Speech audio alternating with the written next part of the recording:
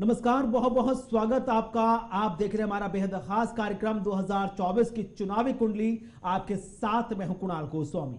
अक्सर कहा जाता है कि किसी लंबे सफर पर अकेले के बजाय किसी साथी को चुन लिया जाए तो आपका सफर ज्यादा आसान होगा, सफर ज्यादा सुगम भी होगा।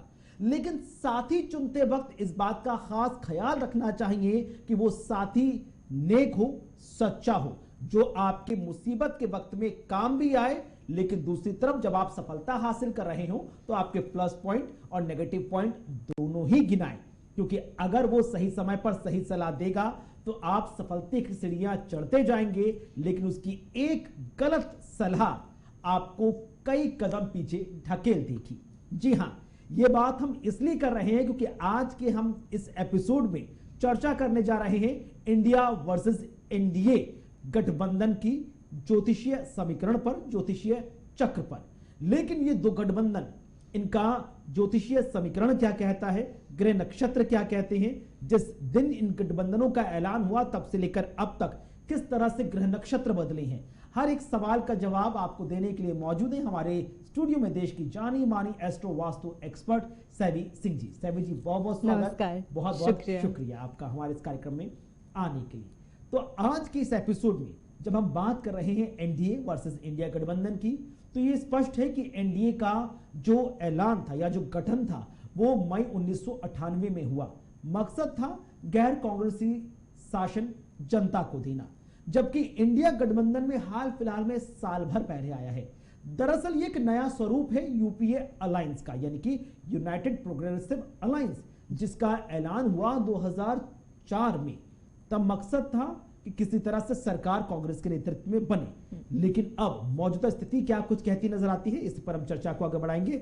सैवी जी, क्योंकि अक्सर कहा जाता है कि किसी भी व्यक्ति की कुंडली होती है, किसी स्थान की कुंडली होती है, किसी अलायंस की कुंडली होती है, किसी एक अच्छे ऑर्गेनाइजेशन की भी कुंडली होती है, ग्रह नक्षत्र हर किसी के साथ जुड़े होते हैं। लेकिन जब हम एनडीए की हम बात करते हैं तो जब आप एग्जामिन करना आपने शुरू किया कि जुलाई 1998 मई का वो महीना जब ऐलान किया गया, तब से लेकर अब तक कई सफर उन्होंने तय किए हैं, उतार चढ़ाव भी देखे।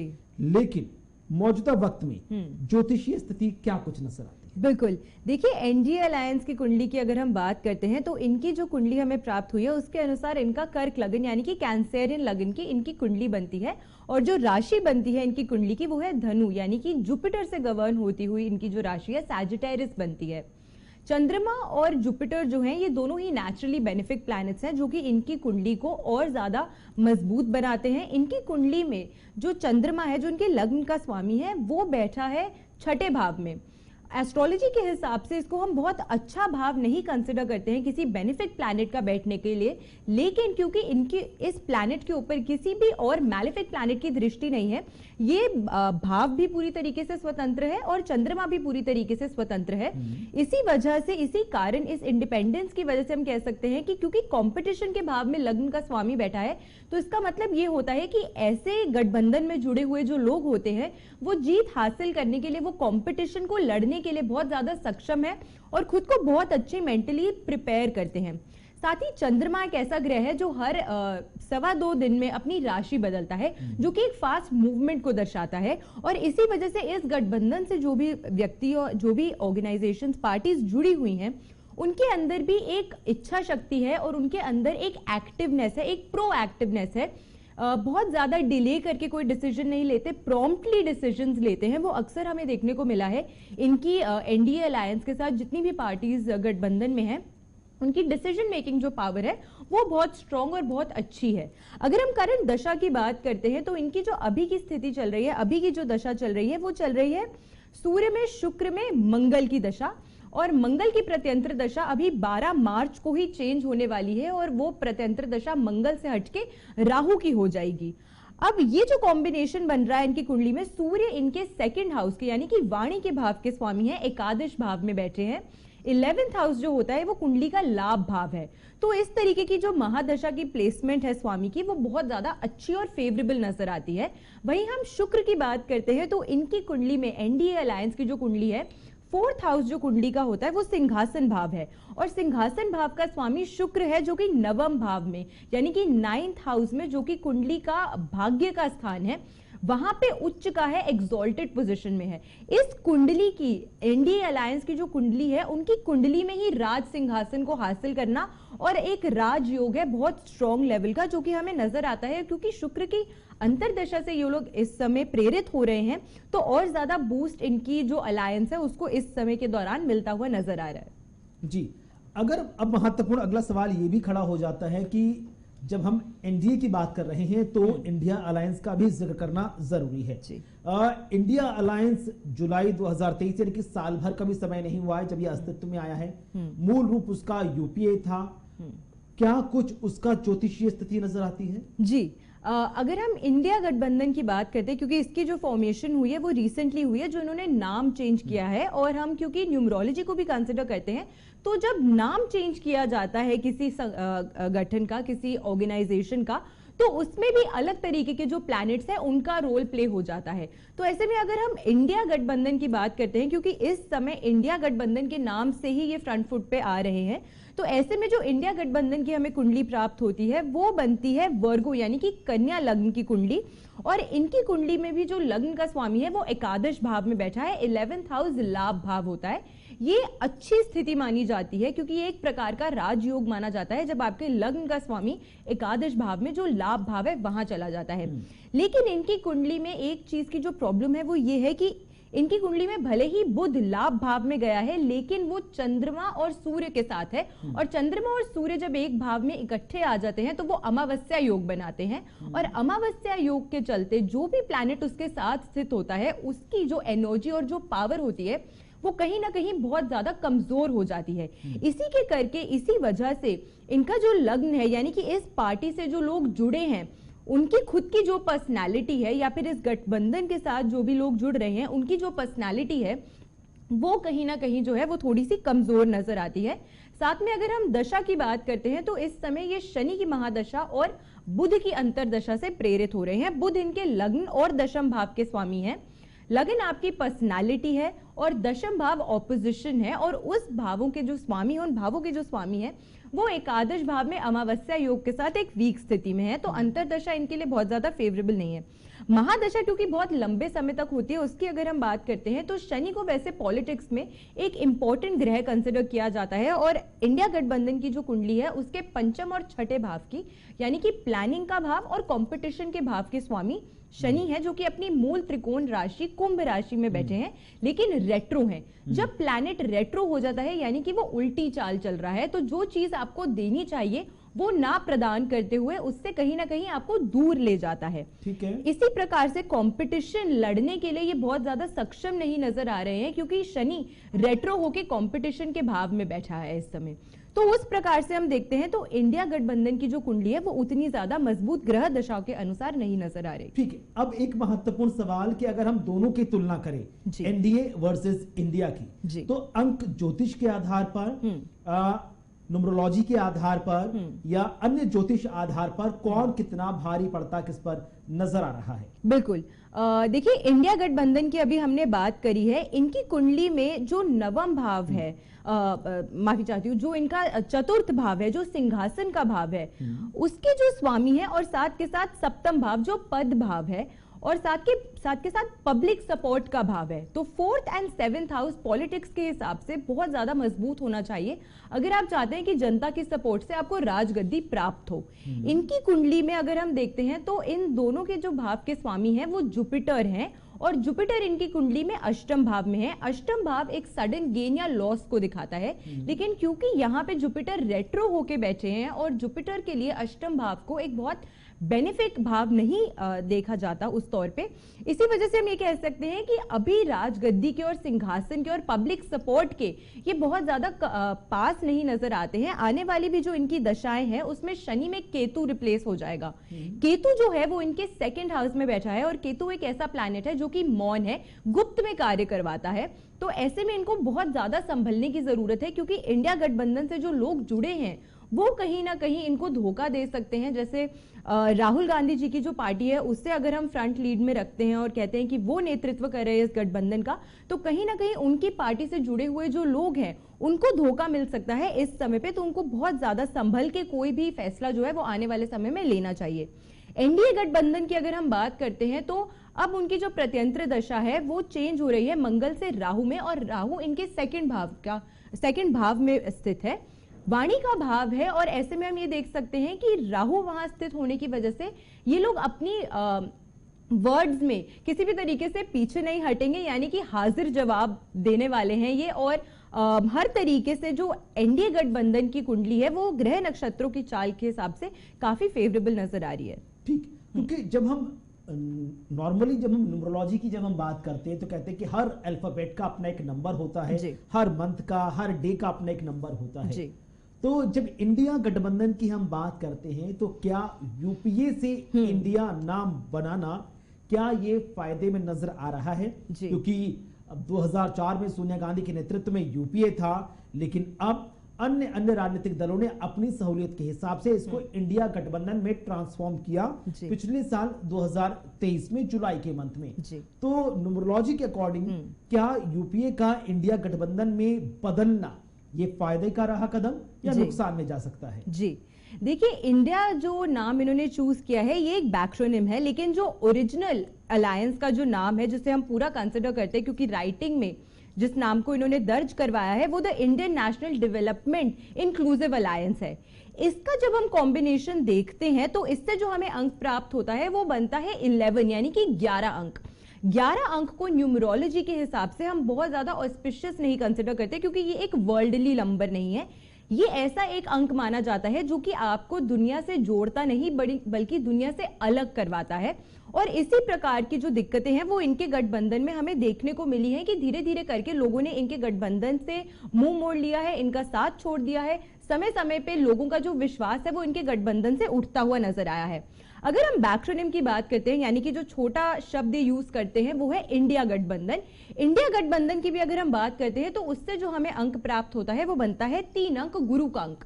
गुरु का अंक वैसे बहुत ज्यादा अच्छा माना जाता है, लेकिन यहां पे जब हम उस तिथि को देखते हैं जिस तिथि पे इन्होंने अपनी ये इस गठबंधन को रिफॉर्म किया था, फिर से कंटिन्यू किया था, एक नए नाम के साथ शुरू किया था, उस दिन का अगर हम टोटल करते हैं तो 6 अंक बनता है। 6 अंक है शुक्र और 3 अंक है गुरु।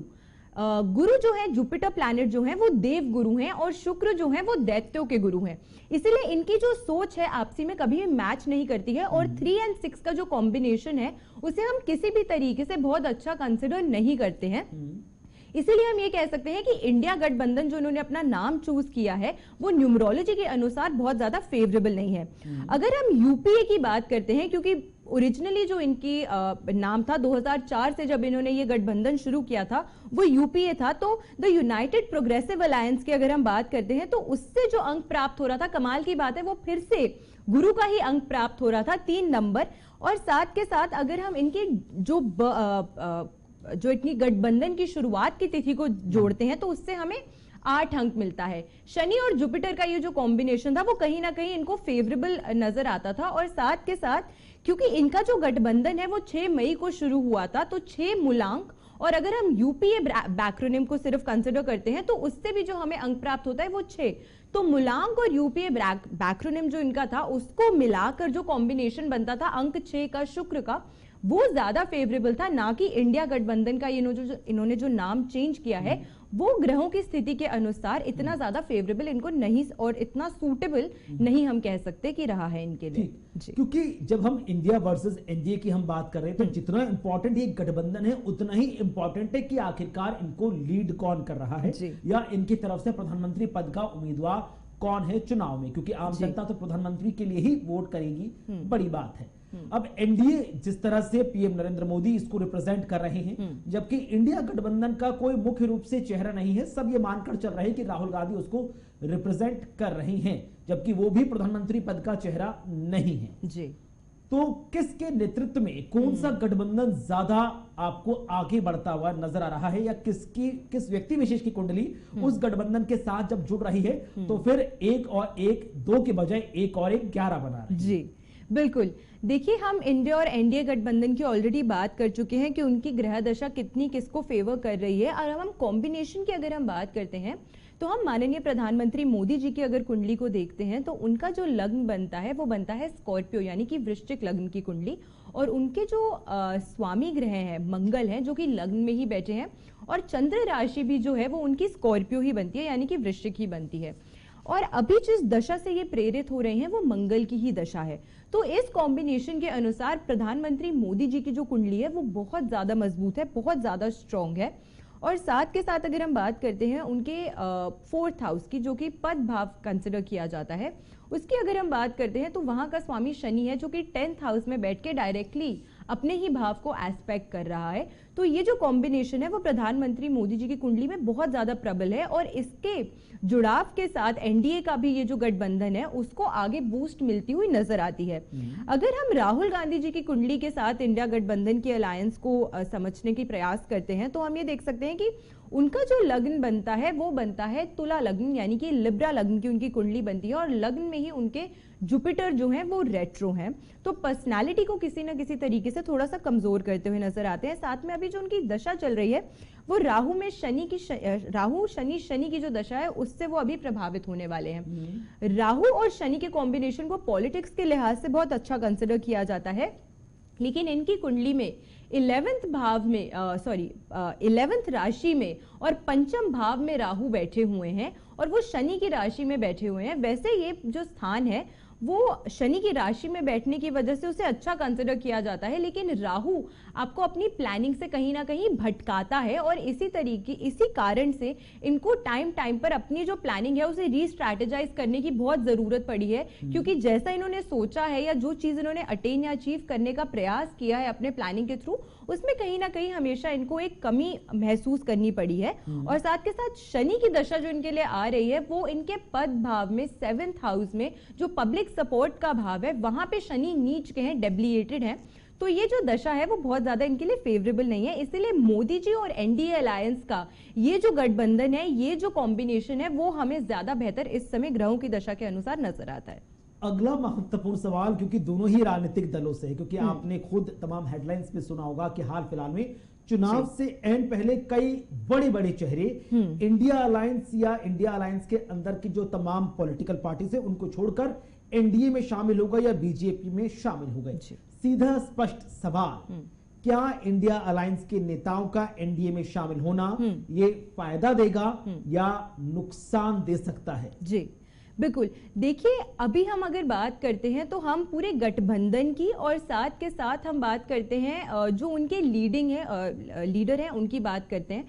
वो जो कॉम्बिनेशन है वो बहुत मजबूत नजर आता है, और क्योंकि उनके जो लीडर हैं, क्योंकि लीडिंग फेज से प्रधानमंत्री मोदी जी को चूज कर रहे हैं, मोदी जी की एक खासियत ये है कि उनके जो फैसले होते हैं वो पूरी तरीके से well analysed, well thought out होते हैं, और साथ के साथ बहुत हड़बड़ी में कोई भी फैसला वो नहीं लेते हैं। इसीलिए ये लोग भी जो उस पार्टी में या उस गठबंधन का हिस्सा बन रहे हैं, इनके भी जो सोच विचार होंगे वो कहीं ना कहीं मोदी जी से प्रभावित और प्रेरित हो रहे होंगे, और उसके बाद ही जो भी फैसले हैं वो लिए जा रहे हैं। तो किसी भी प्रकार का जो नुकसान है वो इस अमेलगमेशन से हमें नजर नहीं आता है फिलहाल के टाइम पे। और क्योंकि गठबंधन जो बना रहे हैं एनडीए अलायंस वाले, क्योंकि चंद्रमा एक ऐसा ग्रह है जो कि सौम्य प्लैनेट है, जो सेंसिटिव है, और उसका अगर छठे भाव में बैठ के स्वतंत्र होना, तो इनकी जो कंपटीशन लड़ने की इच्छा है और जो भावना है उससे कहीं ना कहीं मजबूती देती है। और साथ में एकादश भाव, लाभ भाव का स्वामी शुक्र नवम भाव में, और साथ के साथ वो इनकी कुंडली के 4th हाउस का भी लॉर्ड जो कि सिंहासन भाव है, नवम भाव में उच्च का है, एग्जॉल्टेड है। इसीलिए हर प्रकार से एनडीए अलायंस की जो गठबंधन है वो बहुत ज्यादा मजबूत नजर आता है। ठीक जी, अगला बड़ा महत्वपूर्ण सवाल, क्योंकि हाल फिलहाल में कई जो दिग्गज नेता थे इंडिया अलायंस के, वो इस बात की नाराजगी जाहिर करते हुए एनडीए में शामिल हुए कि उन्हें श्री रामलला की प्राण प्रतिष्ठा में शामिल होने से रोका गया या उनके दर्शन करने के लिए मना कर दिया गया। यह स्थिति तो जगजाहिर है कि किसी भी प्रभु या दैवीय स्थल का अपमान करना किसी को भी फायदा नहीं पहुंचाएगा। अब ये स्थिति इंडिया गठबंधन को या मुख्य रूप से कांग्रेस को कितना सियासी नुकसान पहुंचा सकती है? बिल्कुल। देखिए, जब हम धार्मिक कार्यों की बात करते हैं तो हम कुंडली के नवम भाव को एनालाइज करते हैं। इंडिया गठबंधन की अगर हम बात करते हैं तो कई सारे मुद्दे हैं जिन पे वो अपनी आवाज उठा सकते थे, लेकिन उन्होंने स्पेसिफिकली एक ऐसा मुद्दा चुना जिससे लोगों की जो धार्मिक भावनाएं थी उनको भी ठेस पहुंची और साथ के साथ उसमें कहीं ना कहीं धर्म के भाव का एक जो रोल है वो आ गया। नवम भाव के जो स्वामी हैं इनके, वो बनते हैं शुक्र, और शुक्र 12वें भाव में बैठे हैं।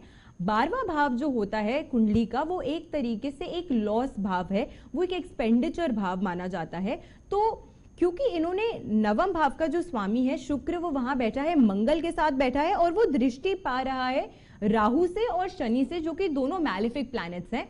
और इसी वजह से उनको ये